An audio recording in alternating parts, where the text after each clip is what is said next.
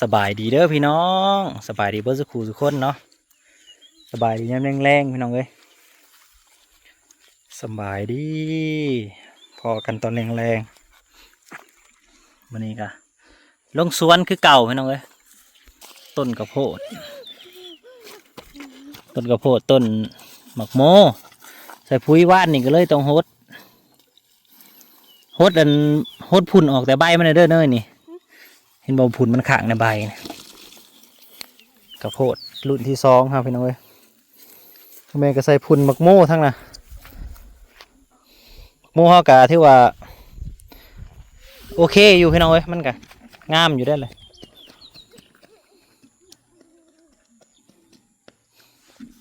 งามอยู่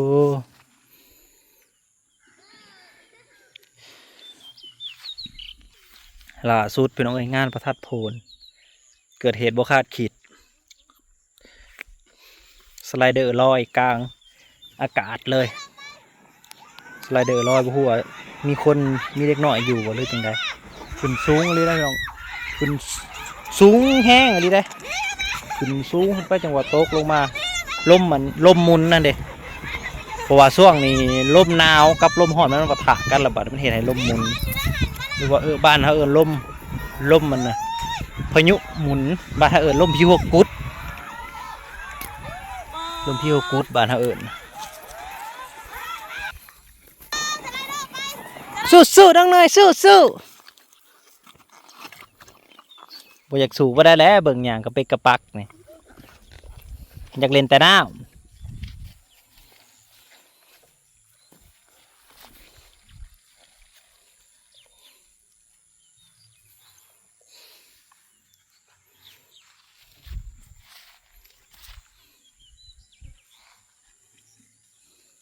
น้องหลีดก็มาฮดซอยมานี่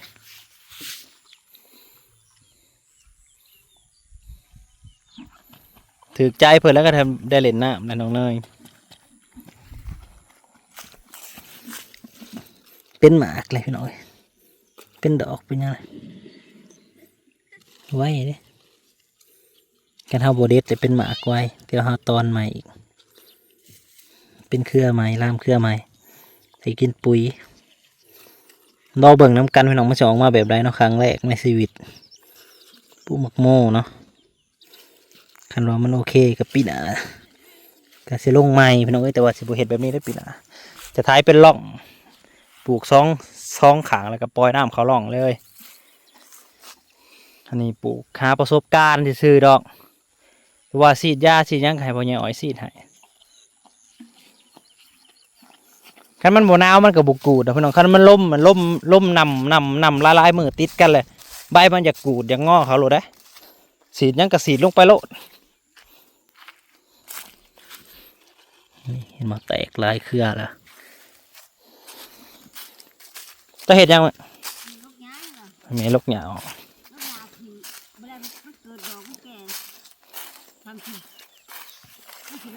มันก็งามไว้ของมันได้พี่น้องนะพอแต่เขาต้อนแล้วมันก็แตกเครือออกหลายทิศหลายทางเลยต้นหนึ่งออก3 เครือพี่น้องสูงสุด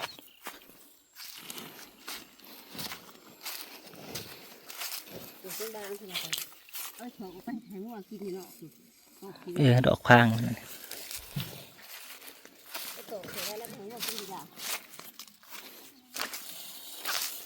งัวกินมันก็ไปขี่ออกเป็นหมากคือเก่า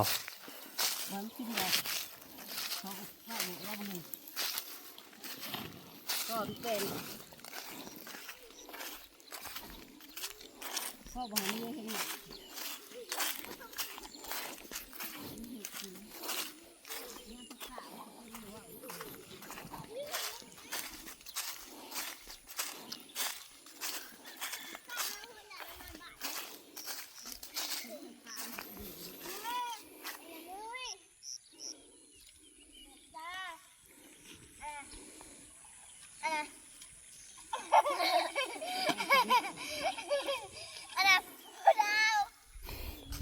บ่ได้มีน้องเนยนั่น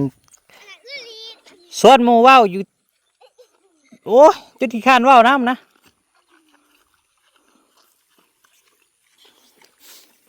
ขอกินใบให้กินอย่างนี้ อกยิงไว้เจ้าได้แม่ลูกแกน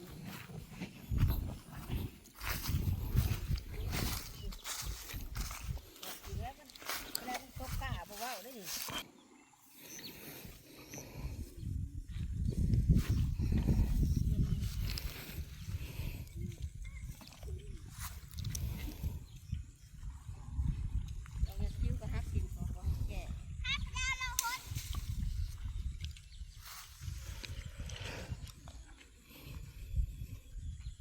ตื่นแต่เช้านี่ไปเฮ็ดกินใส่ข้าวนี่อยู่นอนได้นอนนะยังหิวนอน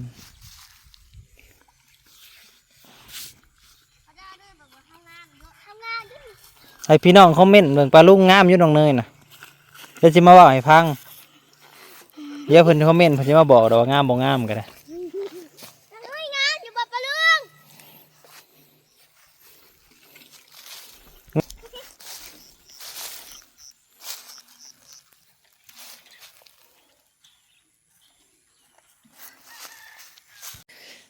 ตามที่เห็นนั่นแหละพี่น้องเป็นอะไรขึ้นสูงอะไรแค่มันมีพี่น้องมีเด็กน้อยอยู่นะโอ้ยตกลงมาน่ะหรือจังใดยังรอติดตามข่าวพี่น้องเอ้ยเพราะว่าเหตุมันเกิดวังได้นี่สไลเดอร์ลอยนี่ถ้าก็ออกมาวางประมาณชั่วโมงหนึ่งนี่แหละอยู่งานพระธาตุโพนนมัสการพระธาตุโพนมื้อนี้เป็นมื้อเปิดงาน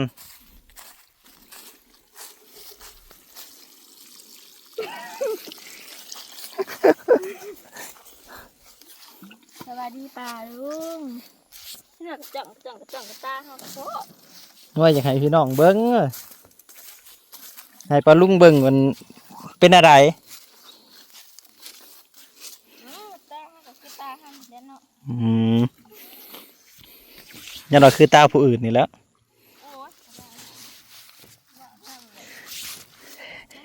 พายุหมุนแบบว่าวางได้เนี่ยมันก็มาได้พี่น้องมาขางคือกันเท่านี่น้องเนยไหลใช่ป่าบอกว่าลมหมุนมึงใบตองมันปิ้วขึ้นว่ามันเป็น100 เมตรความสูงนะไม่อยากบัด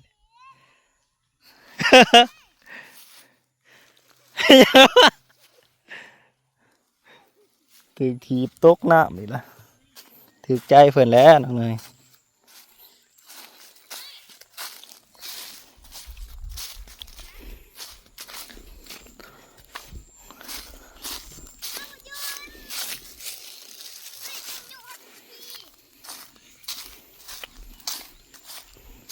มาหาทันวันน้อยเขาไปหน่อย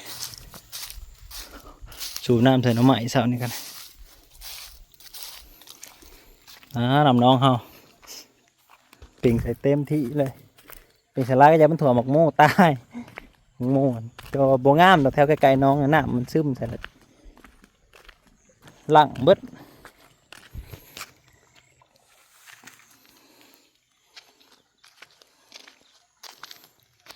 ทว่าน้อยขี่รถแมนสวัสดีครับขี่รถนัทวาเด้อ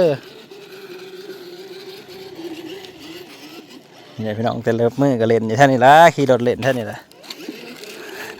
จูงเอารถเพิ่นกับบาทนี่เมื่อยโย่เด้อจูงเอาดีกว่าเป็นวัดกับเป็นวัดมาเป็นวัดบลุ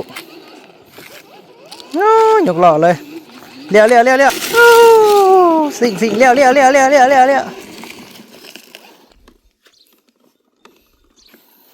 เป็นวัดลูกเขาก็ได้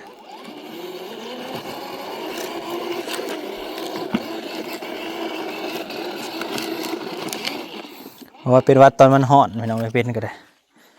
ตอนฮ้อนตอนหนาวเนี่ยยังว่าเป็นอย่างพออากาศร้อนมาแล้วเริ่มแล้วมันเปลี่ยนเลยอากาศเปลี่ยนแปลงเป็นวัด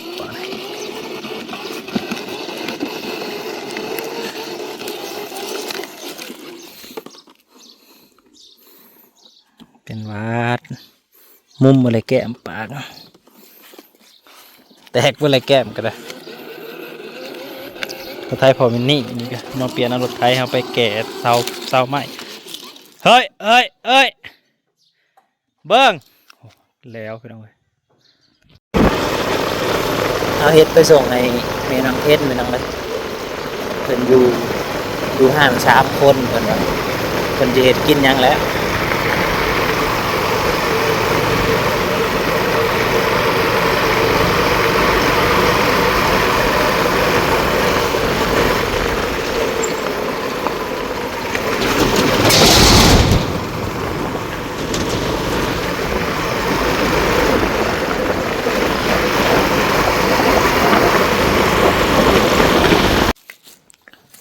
บ่ได้ไปงานบ่ได้ไปงานบ่ สบายดีถ้าไปยังมาถึงกันทะเลเด้อเนาะ นั่นเด้อบุญติ ต้มยำกุ้งหมดเลยตั้งที่ต้นแหละกินยังเว้ย คำว่าจะวันนี้มาเนาะสไลเดอร์หมุน สไลเดอร์บิน เดี๋ยวสิแบ่งได้ไหมปวดกระพุ้งหน่อย อิหยัง กองดีมีหน่อย โอ้อิหยังอันนี้นะสมุนไพร3 เลิศ อ้าวบอกลาบข้าวบอกว่าให้เอาทุ่งเทิงๆทั้งลูกเด้อมันเอาทุ่งเทิงไอ้แคท สมุนไพรก่อนบ่ได้ไปบ่ ว้ายสบายทั้งมือเลยนะ มอนน้อยก็เป็นหวัด เย็บโคตรเย็บข้าง มันอากาศมันเปลี่ยนเด้มันมาฮ้อนนี่ละบัดในห้องหมอย ถ้ายังเขียนลงแรง พอได้กินอยู่ดอกมันฮ้อนนั่นนี่เต้นโคบๆไปแล้วแขนหน่อยอะ อืม ทุกคนไปนั่นภายในซะ แต่ใส่เด็กกระพุ้งหนึ่งใช่กระพุ้งหนึ่ง ขอบใจ เรือจะเมมิลี่ สิต้มยำกุ้งค่ำมืดพอทุกคนมาเนาะ ถ้ากระไปบอกซ้ำวางสไลเดอร์ปิวนี่ เออ น่ะไพ่นะไม่ทันหุงข่าวทำไง ไพ่ประทันมาในเจลมือจำโอ้คักๆเป็นยังไงนี่ทีมงานฮดชวนเพิ่น